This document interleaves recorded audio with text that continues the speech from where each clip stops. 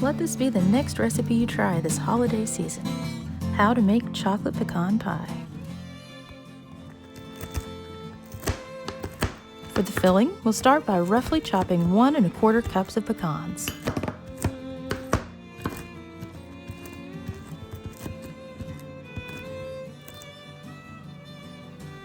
In a small bowl, combine 1/2 cup of chocolate chips. I'm using dark chocolate.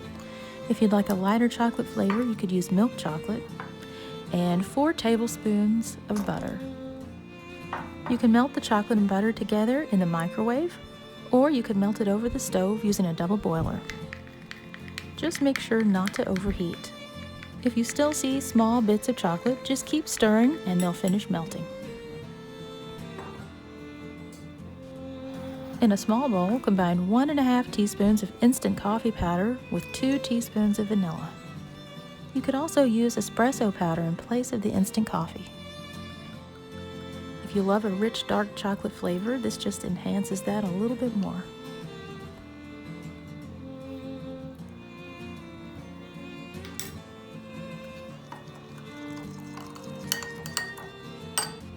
So now we'll combine the chocolate mixture with the coffee and vanilla. Stir together well and set aside.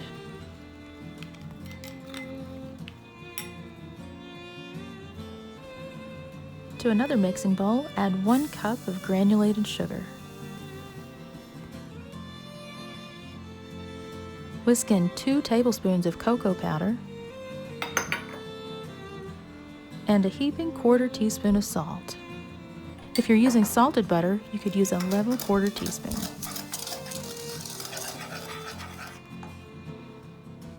Add 3 large eggs and whisk together well.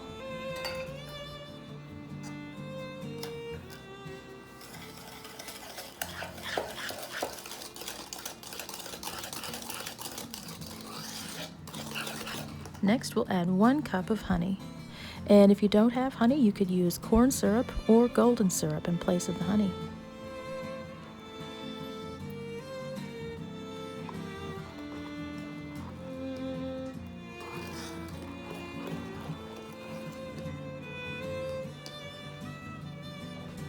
Now it's time to stir in the melted chocolate mixture.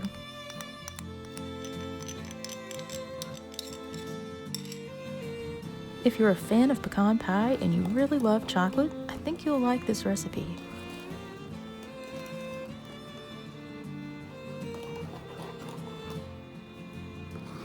And for the final ingredient, stir in the roughly chopped pecans that we chopped earlier.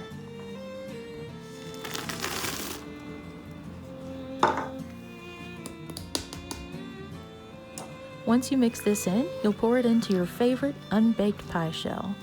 I'll link 2 recipes of mine in the description below. One made with all butter, and another one, an old-fashioned recipe made with shortening. Which style of crust would you prefer? Be sure to let me know in the comments below. Pour the filling into a standard 9-inch unbaked pie shell. Bake in a preheated 325-degree oven for about 1 hour and 15 minutes. All ovens are different, so just keep check. You'll want to be sure to bake it long enough until it puffs in the middle and just begins to crack. That's when you'll know it's done.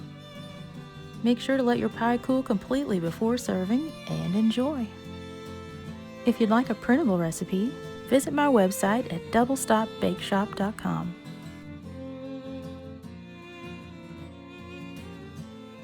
Thanks for watching, and I'll see you next time.